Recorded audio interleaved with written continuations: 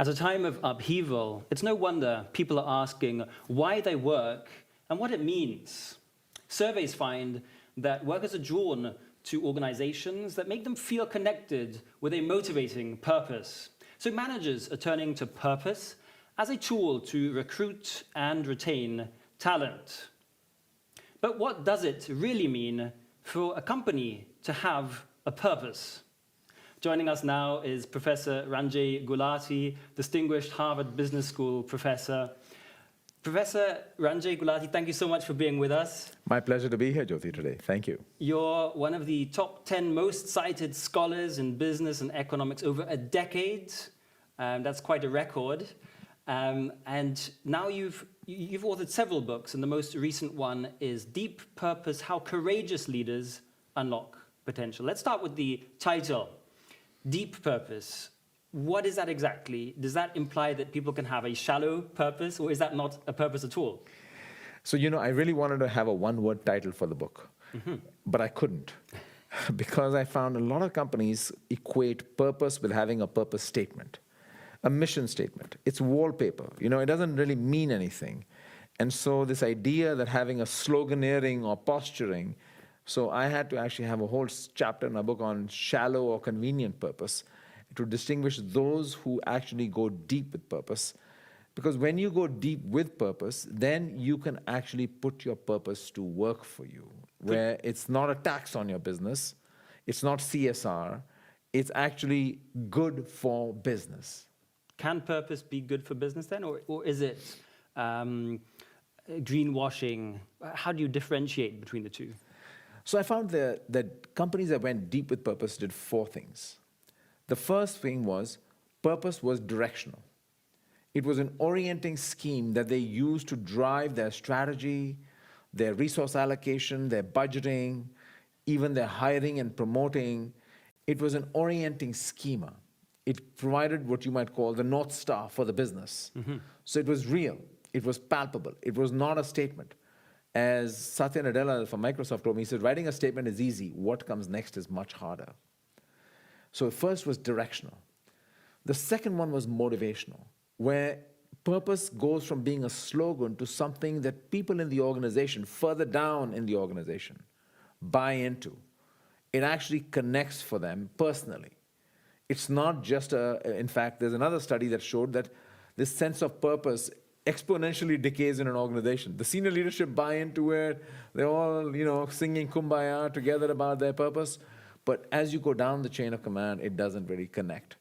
So how do you make it motivational? The third one is reputational. Purpose becomes a way that connects with your customers. And the last one is relational. Purpose is a way for your partners, suppliers, ecosystem partners, who also have a better sense of who you are. Sounds like a very clean way of ensuring purpose can trickle down the organization. So why is the subtitle Courageous Leadership to Unlock Potential? Why do leaders have to be courageous? So, I think it's courageous because you're taking a stance.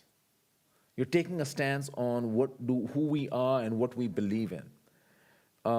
At Lego, which is another company I looked at, the CEO had to go back into the archives saying, we have to make choices. Because remember, strategy is about making choices. What are you going to do? What are you not going to do? And it's much harder to know what you're not going to do. Right. Lego was doing theme parks, entertainment, movies, and they were losing money. So part of committing to a purpose is to commit to what you are going to do and what you're not going to do. And standing up for that cause. Then you're saying, this is who we are. And I think people don't like to make choices always. So that's the first part of the story. I also think it gets to really something intrinsically, you're getting to the core essence of a business. And I think why it's hard also is, business is a rational construct. We think of business as serious business, right? And this feels a little bit touchy-feely, philosophical. Right, this is actually my next question. I thought I had better ask a courageous question since that was the last question. So purpose is a philosophical, even a theological question. Is that a welcome question in business? So let's think about the following, is that What is purpose, first of all? I'll give you a modern day definition. People have debated purpose for thousands of years, all ancient civilizations. A modern day definition is purpose is a stable and enduring intention to accomplish something that is at once meaningful to the self and consequential to the world beyond the self. This is William Damon, a Stanford psychologist. So it's meaningful to the self and consequential to the world beyond the self. I think in an organizational juxtaposition, you discover there is what you want to do and who you want to do it for. And this is where it gets messy and murky. What you want to do, every business should know that. What do we want to be? What markets do we want to serve? What products and services do we want? What do we want to be? How do we want to create value? Short term and long term. Who you create value for is where this thing starts getting. Oh, shareholder value, stakeholder value, employee value, customer value, community value, planet value. That is where people start to equate purpose as social projects. Let's talk about long-term for a moment, because in 2020, the average lifespan of a company listed on the S&P 500 was just over 21 years. It's not very long. Why is that? And I think in your book you say that to have a long-term strategy, a company must have purpose. Could you unpack that for us? So I got to that question actually by asking myself, why are investors so interested in purpose? Larry Fink at BlackRock, Vanguard. Who wrote the foreword of your book? Yes, and State Street, even pension funds or sovereign wealth funds like Temasek at Singapore. And in their mind, they said, we're in the risk business. I invest in a company, I'm taking risk. And I want to de-risk the business as much as I can. That's why we have people going and interviewing them and asking them, what are you doing? Purpose is a wonderful shortcut question, because when you ask a company, what's your purpose, it's forcing them to think, what are we here for in the short and long run? The confusion that happens in the short run, long run game is, some people say, oh, I have a purpose, it's a long run purpose, so I don't have to deliver in the short run. You're going to cut me some slack. And this is what happened at Danone, right? Where you say, I'm delivering value in the long run, you got to wait. And the shareholders weren't happy with that. Not acceptable. Etsy had the same thing happening where they had a shareholder revolt. Same thing, we're a good intention company, we have a long-term play. And especially in high interest rate environment where today the pressures are even greater. Right. So I think you have to deliver in the short run with an eye on the long run. Do you have any kind of numbers on, let's say, what percentage of Fortune 500 companies have a deep purpose? So I'm on the hunt for that right now, because how do you measure purpose? It's a very tricky question. And a lot of people have tried or asserted they have measures of purpose, but they measure things like employee engagement, best place to work, or they look at annual reports and count how many times they've mentioned purpose in the annual report, and you're like, really? It's a messy affair to unpack and index a company purpose. But I can tell you, almost 90% of them will mention purpose in their annual reports now. Let's say I'm an executive at a large organization and I buy into purpose. I read your book and I think this is the way we need to go. But of course I have many colleagues, I have a board. What do I do next? I think the first thing to do is work through this cloud of cynicism. There's a lot, I myself was a cynic. 5 years ago, if you told me, Ranjay, you're writing a book about purpose, I'd say you're crazy. Mission statements, are you serious? Not a chance. I'm not going to write a book about mission statements. And I think, and it's posturing. I think the first step is to really understand what is purpose. Purpose is an intention. What you're going to do and who you're going to do it for.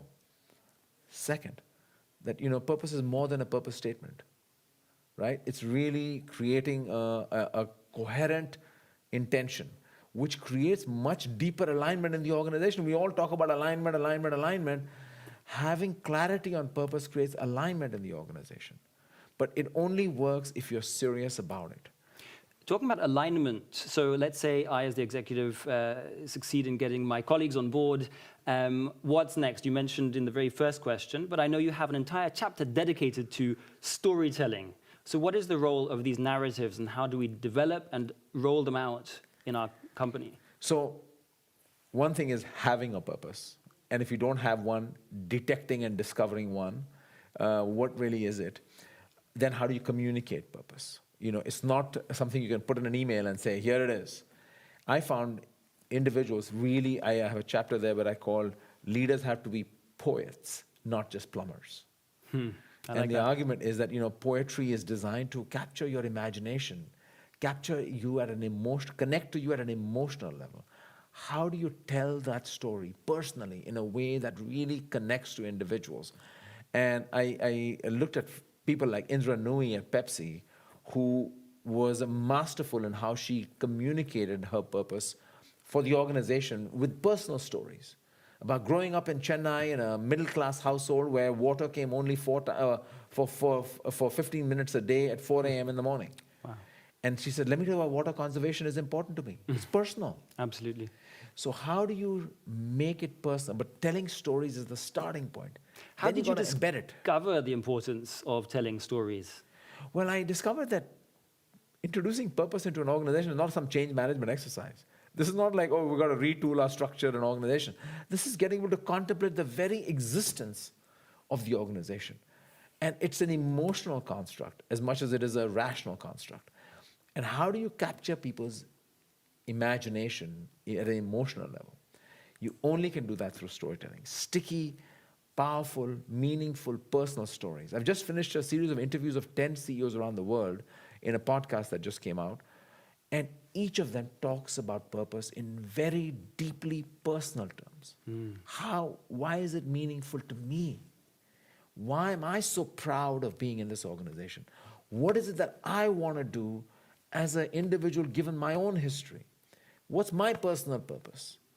So I think if you're trying to create a message that connects to people at a very personal level, you have to do it through narratives. Once you do that, then you've got to have reinforcing systems. How are you going to measure a purpose? How are you going to reinforce purpose?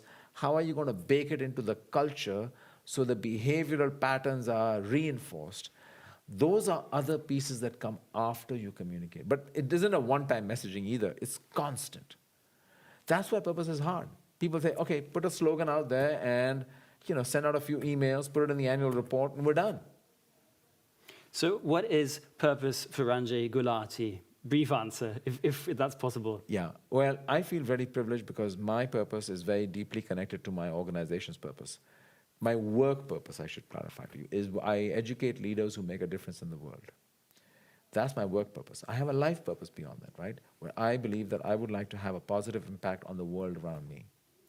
How do I do that? I do that through my work, my research, my teaching, and my other interactions. Ranjay, thank you so much for joining us. Do pick up Deep Purpose, the book, and I hope you discover your organizational and personal purpose. Thank you, Jyoti. Thank you. Pleasure.